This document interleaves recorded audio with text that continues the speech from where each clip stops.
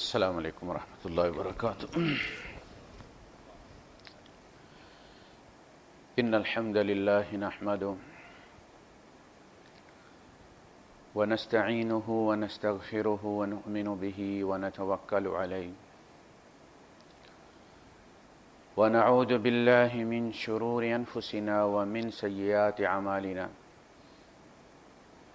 من يهده الله فلا مضل له ومن يضلل فلن تجد له وليا مرشدا وأشهد أن لا إله إلا الله وحده لا شريك له ولا ضد ولا ند ولا مثيل له ولا مثال له وأشهد أن سيدنا ومولانا ومعلمنا ومرشدنا ومخرجنا من الظلمات إلى النور محمدا عبده ورسوله أرسله الله بالحق بشيرا ونذيرا وداعيا إلى الله بإذنه وسراجا منيرا فقد بلغ الرسالة وأدى الأمانة ونصح الأمة وكشف الغمة فترك أمته على المحجة البيضاء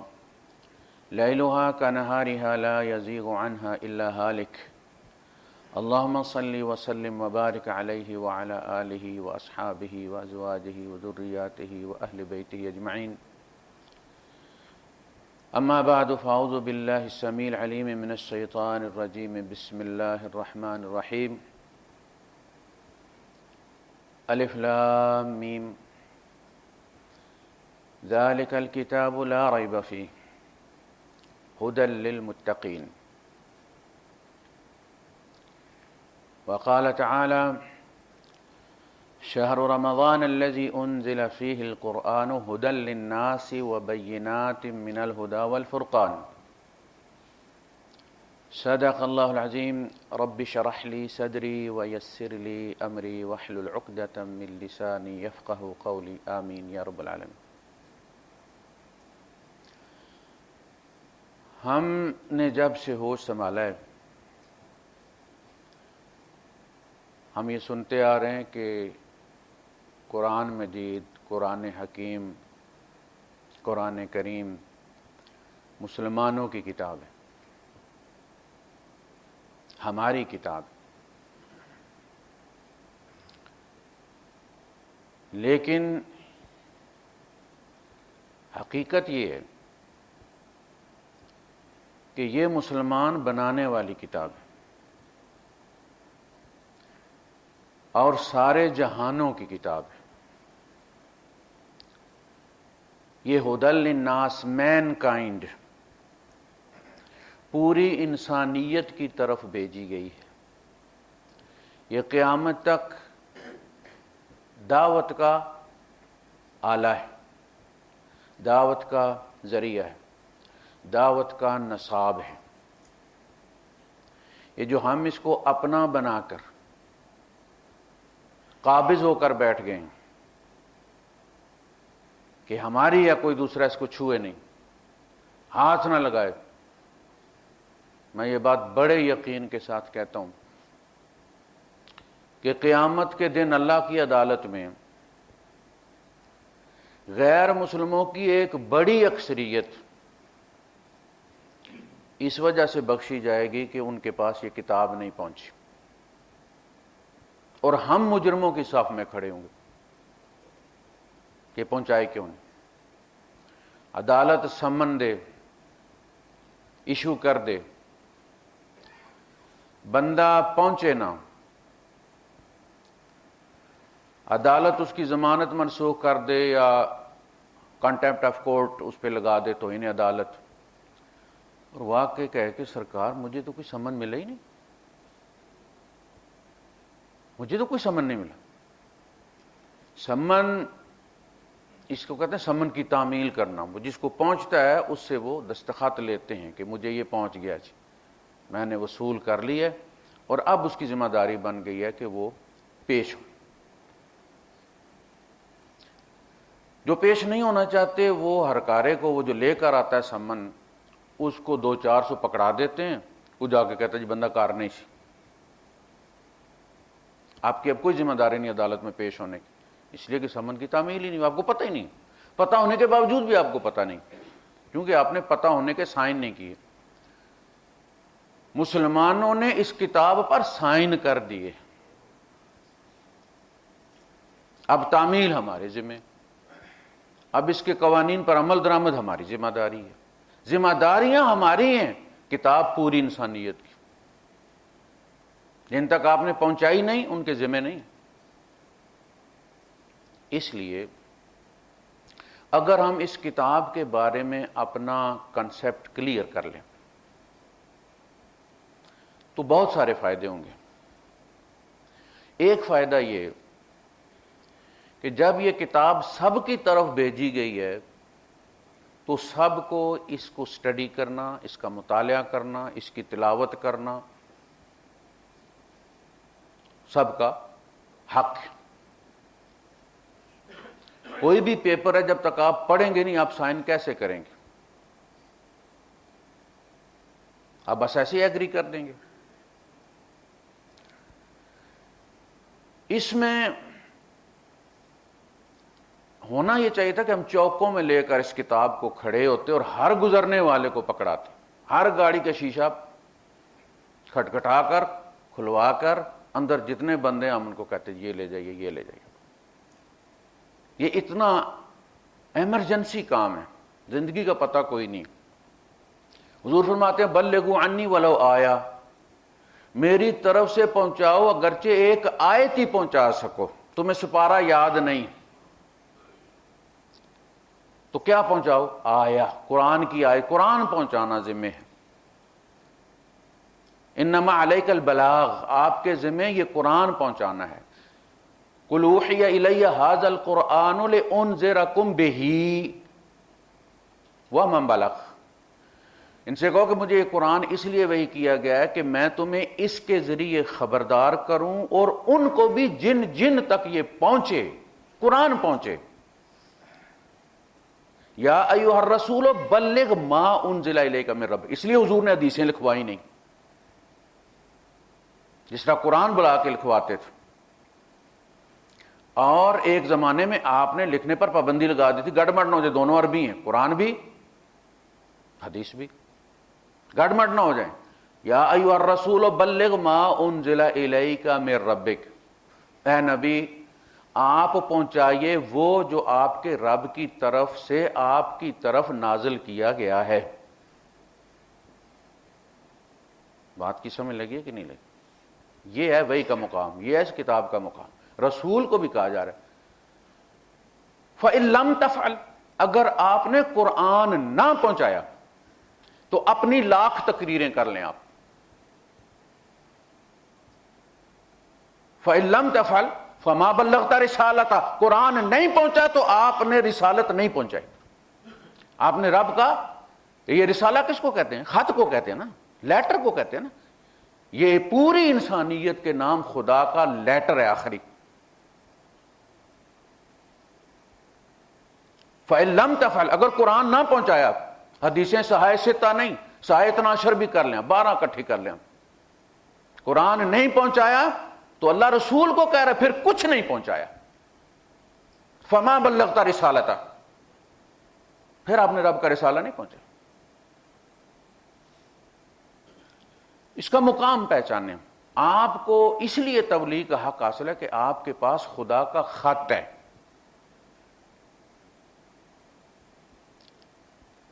کوئی چیز بولیں لکھیں تو لوگ کمنٹ کرتے ہیں کہ یہ عام لوگوں کے لیے نہیں ہے، یہ خاص لوگوں کے لیے، یہ علماء کے لیے۔ تو اللہ کے بندو پھر ہم وہ کتاب کیوں نہ پہنچائیں جو لوگوں کے لیے ہے، جو ھدی للناس ہے، جو بکریاں چرانے والے کے لیے بھی ہے،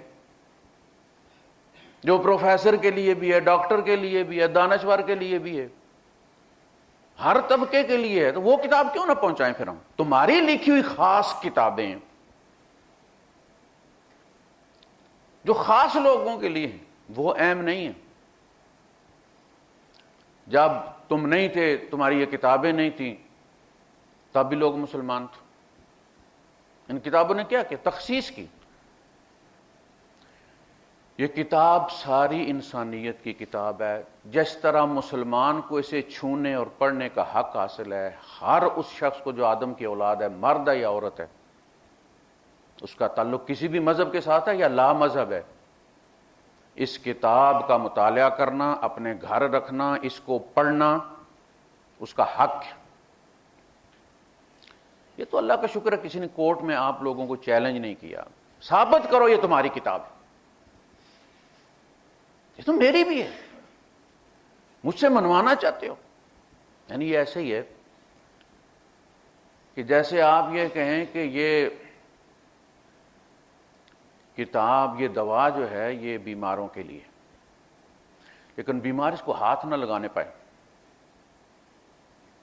جب تک ٹھیک نہ ہو جائے. جب تک ٹھیک نہ ہو جائے یہ دوا نہ کھائے. اور ٹھیک ہو گئے پھر دوا کھانے کی ضرورت کیا اس کو؟ ہاسپٹل ہے، باہر بورڈ لگا ہوا ہے مریضوں کا داخلہ بند ہے، تو کیا یہاں جوا کھیلنے والے آئیں گے؟ پھر ہاسپٹل ہے تو ہر مذہب والا آئے گا نا، ہر عمر کا آئے گا. یہ نو انسانیت کی کتاب ہے تو ہر مذہب کے لیے اوپن ہے نا کہ پڑھو اور دیکھو حقیقی مذہب کیا ہے، تاکہ ان پر ان کی غلطی واضح ہو. اللہ کے رسول صلی اللہ علیہ وسلم نے قرآن بھیجا کیسر کی طرف، جو اس سے متعلق آیات تھیں، اہل کتاب سے متعلق آیات تھیں، وہ لکھ کر بھیجیں. قل یا اہل الکتاب تعالوا الی کلمۃ سواء بیننا وبینکم الا نعبد الا اللہ ولا نشرک بہ شیئا ولا یتخذ بعضنا بعضا اربابا من دون اللہ. اہل کتاب آؤ اس کلمے کی طرف جو ہمارے اور تمہارے درمیان سوا، سوا آپ کو پتہ نا برابر کو کہتے ہیں، سوان جو ہم سب میں مشترک ہے. اللہ نعبد الا اللہ، ہم اللہ کے سوا کسی کی بندگی نہ کریں. اب یہ وہ چیزیں تھیں کہ جو وہ جواباً جن کا رد نہیں کر سکتے تھے کہ نہیں جی ہمارے یہاں تو انجیل میں یہ لکھا ہوا کہ فلاں کی بندگی بھی کی جا سکتی ہے. انجیل میں بھی توحید ہی ہے. جیسے ہمارے شرک کے اڈے کھلے ہوئے ہیں لیکن قرآن میں توحید ہی ہے. وہ شرک باپ دادا کا دیکھا ہوا ہے، ان کو فالو کر رہے ہیں. ایسے ان کے یہاں بھی ہے. وہ کتاب سے شرک کو ثابت نہیں کر سکتے، ٹرائنٹی اس میں سے نہیں ہے، ثابت نہیں ہو سکتی. اللہ نعبد الا اللہ ولا نشرک بہ، اور ہم کسی کو اس کا شریک نہ ٹھہرائیں. ولا یتخذ بعضنا بعضا اربابا من دون اللہ، اور ہم ایک دوسرے کو یعنی انسانوں کو خدا نہ بنائیں اللہ کے سوا. خدا ایک ہی ہے بس. یہ قرآن کی آیات ہیں، اہل کتاب مخاطب ہیں، حضور نے ان کی طرف بھیجی ہیں. اور ساتھ یہ نہیں کہا کہ غسل کر کے پڑھنی ہے، غسل کر کے پکڑنی ہے، وضو کر کے پڑھنی ہے.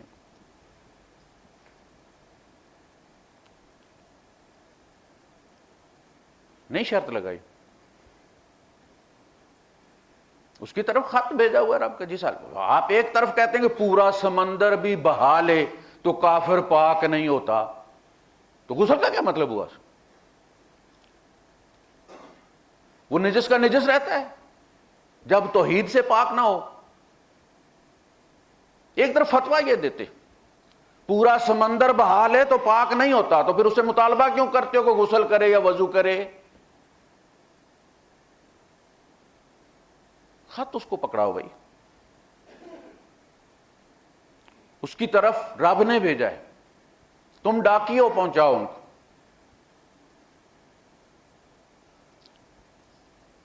یہ جو شرطیں لگائیں نا میں،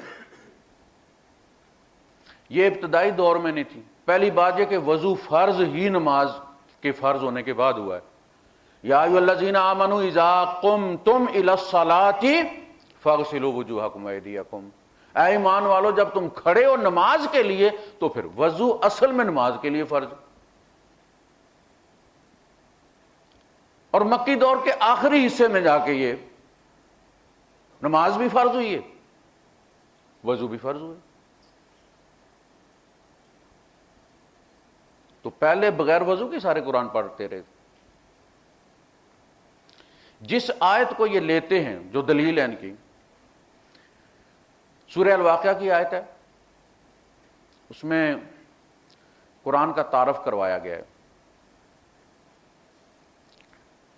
پہلے قسمیں کھائی گئی ہیں، اس کے بعد فرمایا گیا ہے انہ لقرآن کریم، یہ قرآن کریم ہے جو تمہارے ہاتھوں میں ہے. فی کتاب مکنون، یہ ایک چھپی ہوئی سیکرٹ بک میں ہے، وہاں سے کاپی کر کے ہمیں بھیجا. یہ قرآن اصل میں لوح محفوظ والے قرآن کی سرٹیفائیڈ کاپی ہے. انہ لقرآن کریم، لہذا یہاں بکری کھا کے اس کو منسوخ نہیں کر سکتی، اس کی کوئی آیت ادھر سے ادھر نہیں ہو سکتی. یہ جس طرح جہاں جس صورت میں یہاں ہے، اسی صورت میں قرآن حکیم وہاں ہے. یہ قرآن کریم ہے، ایک سیکرٹ بک کے اندر ہے، سیکرٹ سی ڈی کے اندر ہے، کہیں کتاب کا کہیں لوح کا. لوح بل ہوا قرآن مجید فی لوح محفوظ. محفوظ کا مطلب کیا ہے؟ کسی کی ایکسیس نہیں. وہ جو کتاب مکنون ہے، لا یمسہ الا المطہرون، اس کتاب مکنون تک رسائی صرف پاک کی ہے، شیاطین کی ایکسیس نہیں ہے وہاں تک. کہتے ہیں جی جنات بھی قرآن نازل کر سکتے ہیں، فلاں بھی اس طرح لا سکتا ہے، ایسی آتے ہیں تو وہ بھی پڑھ سکتے ہیں.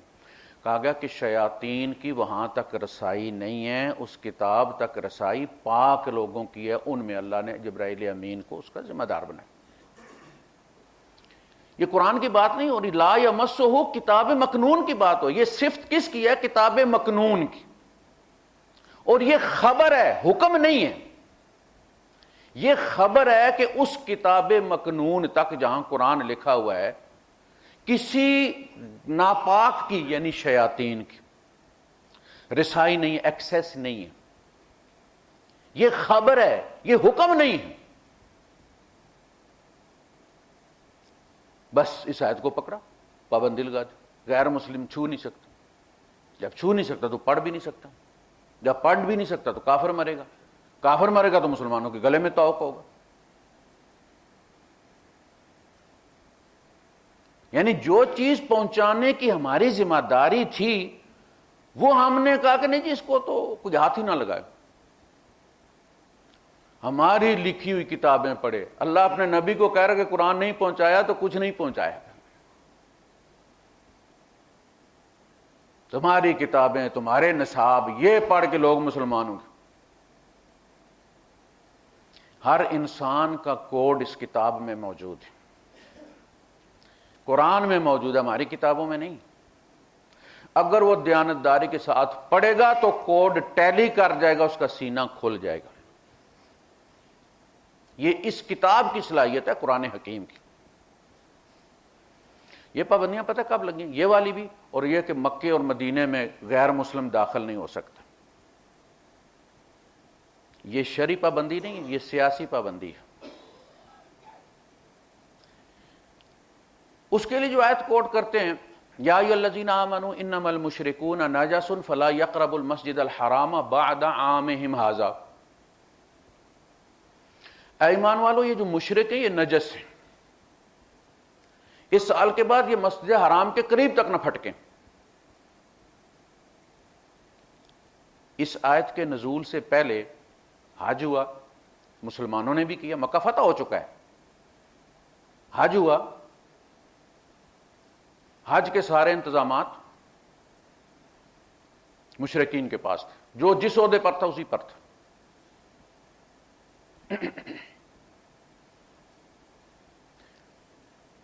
مسلمانوں نے بھی ان کے ساتھ حج کیا.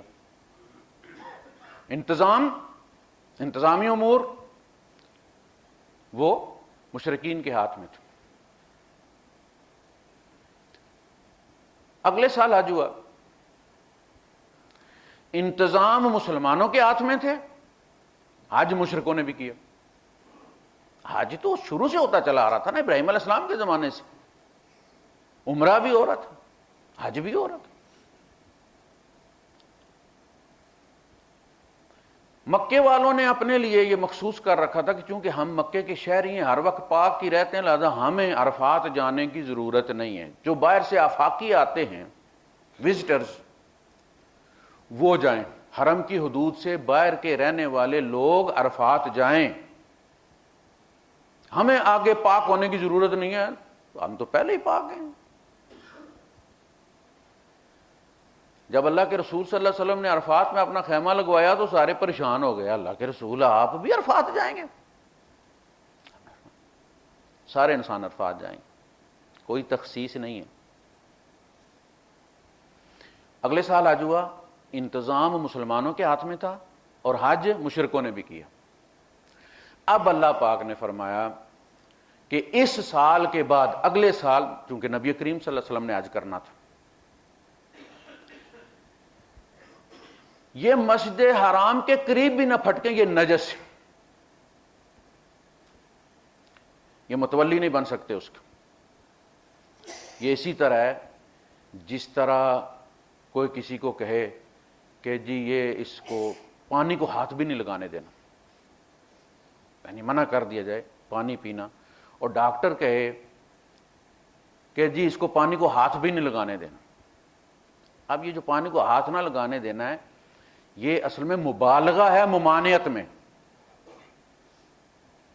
کہ پینے کی بات تو دور رہی، جب ہاتھ ہی نہیں لگائے گا تو پیے گا کیا؟ یعنی مقصد کیا ہے کہ پانی نہ پیے، لیکن مبالغہ کیا منع کرنے میں کہ پانی کو ہاتھ بھی نہ لگائے، پانی کے نزدیک بھی نہ جائے، پانی کے نزدیک بھی نہ جائے۔ بس یہ اس قسم کی ممانعت تھی کہ یہ اب تمہارے ساتھ مل کے حج نہ کریں۔ اگر اس سے ممانعت یہ ہوتی کہ مکے میں داخل نہ ہوں تو اس کے بعد بھی مکے میں کافر آ کے مسلمان ہوتے رہے، قبیلوں کے قبیلے آ کے مسلمان ہوتے رہے مکے میں، مدینے میں بھی آتے رہے کافر آ کے مسلمان ہوتے رہے۔ یہ پابندی اور وضو والی پابندی کہ جی وہ پڑے بغیر نہیں چھو سکتے، یہ اس زمانے کی ہے جب ہم سپر پاور بن گئے تھے، 3 براعظم ہمارے انڈر تھے، اور جو خرابیاں ایک سپر پاور میں ہوتی ہیں وہ ساری ہم میں آ گئی تھی، وہی خناس رعونت ہمارے اندر پیدا ہو چکی تھی۔ اب ہمیں مسلمانوں کی ضرورت کوئی نہیں تھی، پیٹ بھر گیا تھا ہمارا، وہ تو نبی کو ضرورت تھی، دروازے بجاتے پھرتے تھے۔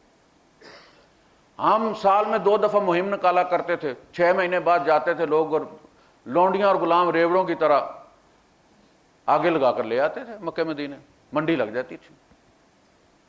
سمجھا کر مسلمان کرنے والی بات کہاں گئی؟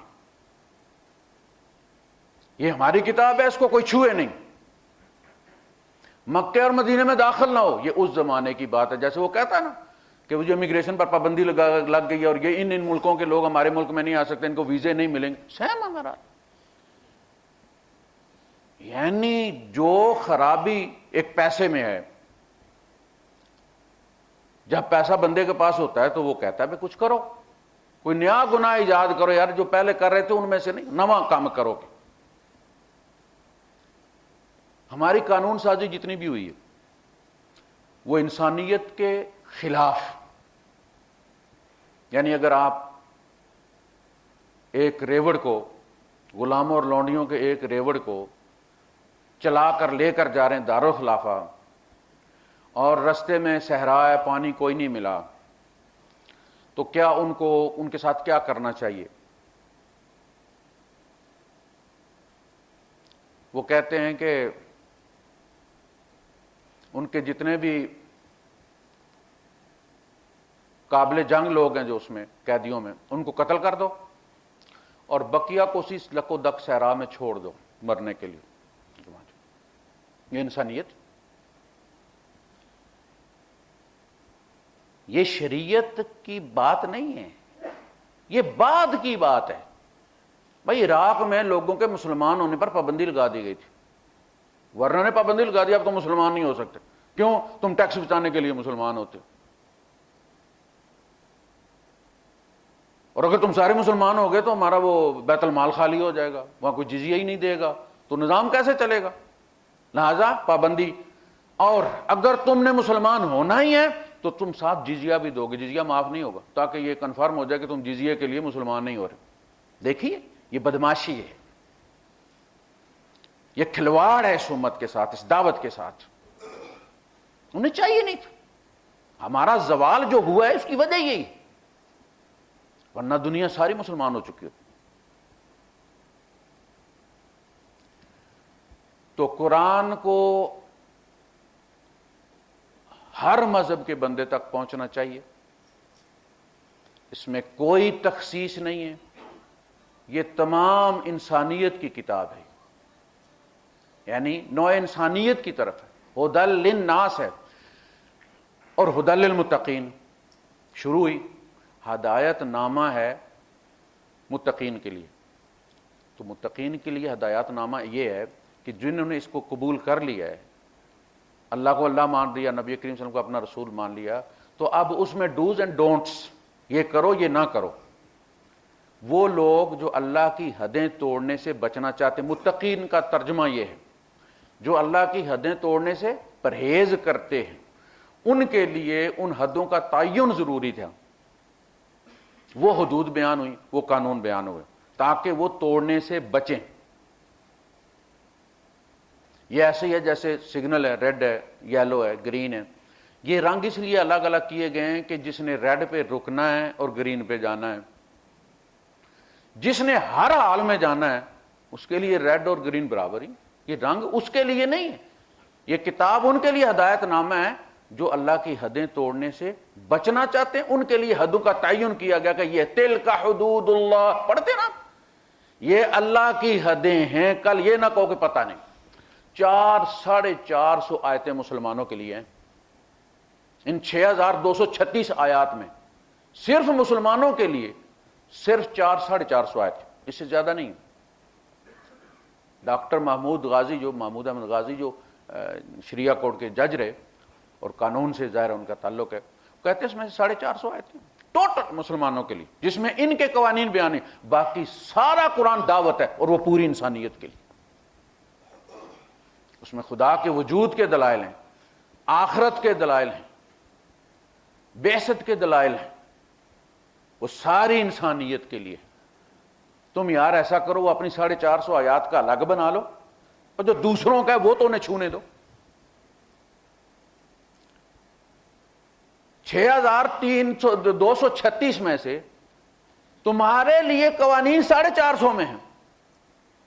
تم پوری کتاب پر قبضہ کر کے بیٹھ گئے کہ دوسروں تک نہیں پہنچنے دینی، چھونے نہیں دینا ہے. ظلم نہیں انسانیت کے ساتھ.